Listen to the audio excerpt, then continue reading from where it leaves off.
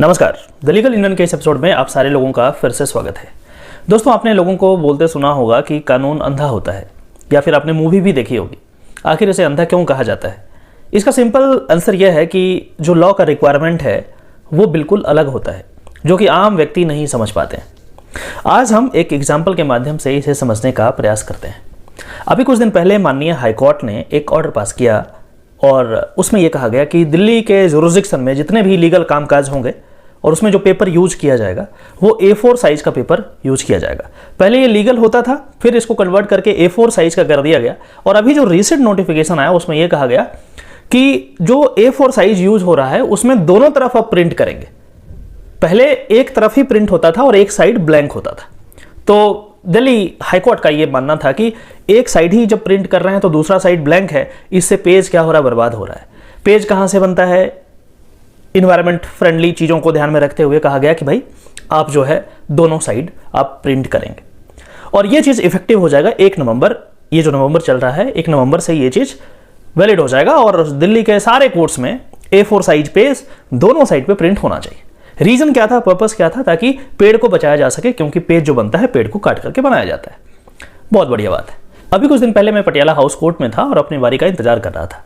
इसी बीच में एक प्रोसीडिंग चल रहे थे और उसमें इस तरीके का कुछ बात हो रहा था कि वकील साहब ने WS फाइल किया था और करीब 500 पेज से ज़्यादा का था और वकील साहब ने गलती ये कर दी थी कि उन्होंने वन साइड प्रिंट ही किया था, दोनों साइड प्रिंट नहीं किया था। अब जज साहब ने इसे लेने से इनकार कर दिया, बोला कि जी I am not going to accept this. Reason क्या, क्यों नहीं एक्सेप्ट करेंगे? क्योंकि हाईकोर्ट का ये ऑर्डर है कि अब दोनों साइड में प्रिंटिंग होगा, दोनों पेज के दोनों साइड पे आपको होना चाहिए। और आपने जो 500 से ज़्यादा पेज का जो WS बना करके लाया है, जो डॉक्यूमेंट आप कोर्ट में पेश कर रहे हैं, वो क्या है? वन साइडेड है। इट मीन्स हाईकोर्ट का जो डायरेक्शन है उसका उल्लंघन है। तो फैमिली कोर्ट के जज साहब कह रहे हैं कि जी मैं इसे एक्सेप्ट नहीं करूंगा। वकील साहब ने काफ़ी रिक्वेस्ट करा और कहा कि आप कम से कम 2-4 मिनट मुझे सुन लीजिए, आखिर मैं क्यों कह रहा हूँ। उन्होंने कहा कि ये बात सही है, मुझसे गलती हो गई है, मैंने नोटिफिकेशन को नहीं देखा, इसी वजह से मैंने एक साइड प्रिंट करा लिया और ये 500 से ज़्यादा पेजेस हैं। वकील साहब लॉजिक दे रहे हैं कोर्ट में कि क्या पर्पस है दोनों साइड करने का। दोनों साइड करने का पर्पस ये है कि पेज बचाया जा सके, पेड़ की कटाई कम हो।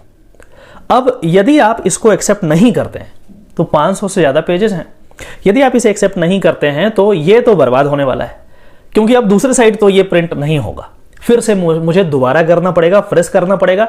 इन एनी केस ये जो मैं WS दे रहा हूं 500 से ज़्यादा पेजेस का, ये तो वेस्ट होना है, ये तो बर्बाद होना है और नया पेज खर्च होगा।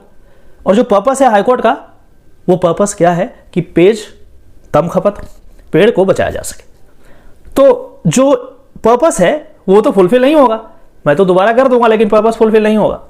नाउ यहीं पे बात आती है। जज साहब का कहना है कि आप बिल्कुल सही हैं, मैं सब बात को समझ रहा हूं, लेकिन फिर भी मैं इसे नहीं ले सकता, मैं वन साइड जो प्रिंट करा कर लाए हैं वो नहीं ले सकता। रीजन उन्होंने दिया कि देखिए ये हाईकोर्ट का डायरेक्शन है, तो इनकेस यदि आपको ये लग रहा है कि मैं इसे एक्सेप्ट करूं तो आप हाईकोर्ट से जाके परमिशन लीजिए, हाईकोर्ट से लिखवा कर लाइए, तब मैं इसे लूंगा, अदरवाइज नहीं लूंगा। रीजन बीइंग, जब आप इस कुर्सी पे बैठते हैं तो आपका काम है हाईकोर्ट के जितने भी निर्देश हैं, जितने भी डायरेक्शंस हैं उसको फॉलो करना, उस पर क्वेश्चन मार्क नहीं करना। क्या है नहीं है, कंस्टिट्यूशनल क्वेश्चन क्या है, वो हाईकोर्ट डिसाइड करे।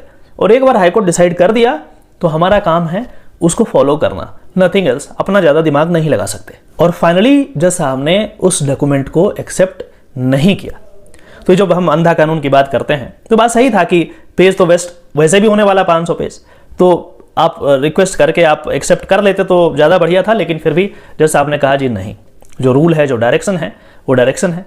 मैं नहीं जानता क्या इसके पीछे लॉजिक है, नहीं है, मेरा काम है डायरेक्शन को फॉलो करना, दैट्स इट। तो आम लोगों को ऐसा लगता होगा कि आप कुछ भी कोर्ट में जाकर के बोलेंगे वो एक्सेप्ट कर लेंगे जज और उसके अकॉर्डिंग वो ऑर्डर या जजमेंट पास कर देंगे। It is not going to happen. Law का रिक्वायरमेंट जो है बिल्कुल अलग है, वो रिक्वायरमेंट समझने के लिए आपको स्टडी करना होगा।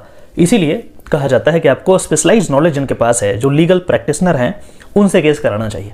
यदि आप खुद करेंगे तो वो रिक्वायरमेंट हो सकता है आपको समझ में नहीं आए, और नहीं आएगा तो नुकसान हो जाएगा। आशा करते हैं कि इस वीडियो के माध्यम से आपने ज़रूर कुछ नया सीखा होगा। यदि ऐसा है तो पहले की तरह इस वीडियो को वाइडली शेयर करें और इस चैनल को ज़रूर सब्सक्राइब कर दें, ताकि समय समय पर जो भी नोटिफिकेशन, इंपॉर्टेंट वीडियो जब मैं बनाऊं तो उसका नोटिफिकेशन आपके पास पहुंचे। चलिए फिर से मिलते हैं किसी और टॉपिक में, तब तक के लिए नमस्कार, जय हिंद।